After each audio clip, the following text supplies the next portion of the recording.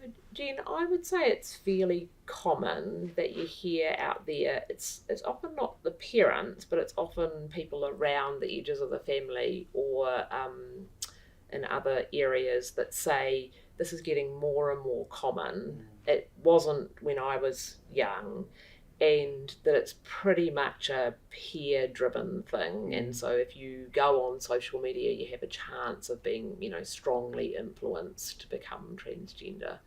How do you respond to that? I love that question. There are so many different pieces to Yes, that. there are. So there's a graph that I'm really fascinated in, and if this were a presentation, I'd have it up behind us so you could see it.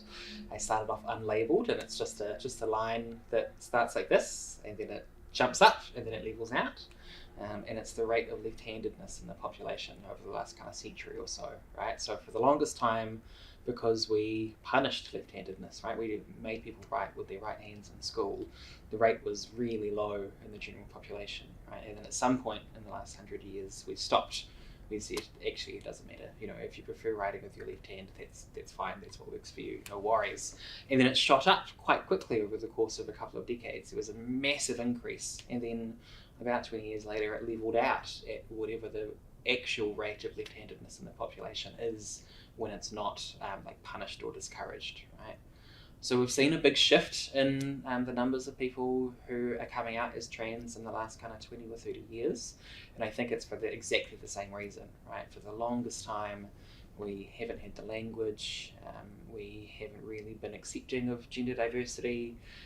In many countries around the world, homosexuality and gender diversity are both still illegal, right? So punishable.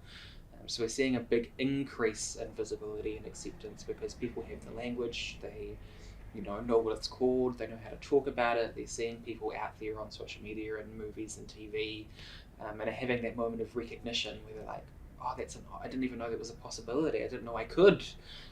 So we're seeing a big increase in that at the moment.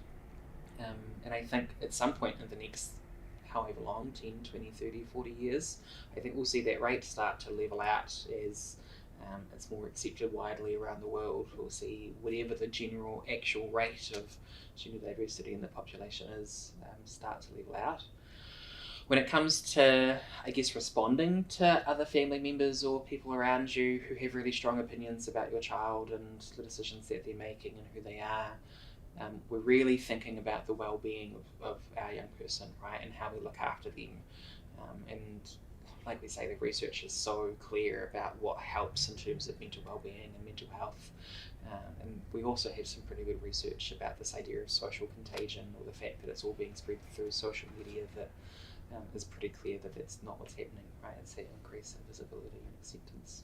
And there are some questions that we can't answer, right? I'm not a clinician, I do a lot of work in the community, but there are some questions that I can't answer, and some questions that I don't necessarily need to know the answer to, right? We have really good evidence base, really good research, really good people who are experts in their fields, who have lots of understanding around the science behind it, who are presenting their opinions, and that's who I trust. The people who have spent years of their lives learning about diversity and endocrinology or whatever the field is, and are really experts in that field. Those are the opinions that I trust rather than what we might see. And I think there's some pretty good data around detransition or retransition. So these are people that chose to come out and change their gender, and then have returned to their gender assigned at birth. There's pretty big studies done internationally with that now, and really it looks like it's a very, very low rate, and you'd expect that like less than 1%. So you'd expect that to be quite high, obviously, if kids were making the wrong decision, because then at some point they would obviously be making the right decision, and really that is not what has emerged from pretty big population studies now. People, and interestingly, even the people that you ask that tend to that have retransitioned or detransitioned, mostly they've done it for social reasons. They've done it because they're not supported in their school or their community or by their loved ones, and so it just feels too hard. It's not that they feel it's the wrong decision, it's just it feels too hard. So I think that supports that. I think the other thing that supports it for me, doing this work, obviously I look after all age ranges, and in fact one of my biggest groups of people coming out and seeking medical transition have been in the 50 plus year olds. So a lot of patients coming forward who said, I felt before so pathologised, like I couldn't approach the medical profession because I was seen as an oddity, and I'd have to get multiple psychological assessments to say it was okay that I was this way. And now that we're not working in that model anymore, we're working that people can choose their gender and come and have medical transition. I mean, I have 80-something-year-olds. Again, you can't say they've spent a lot of time on the internet. So I think that one also helps people understand that argument is not true. Yeah. Yeah.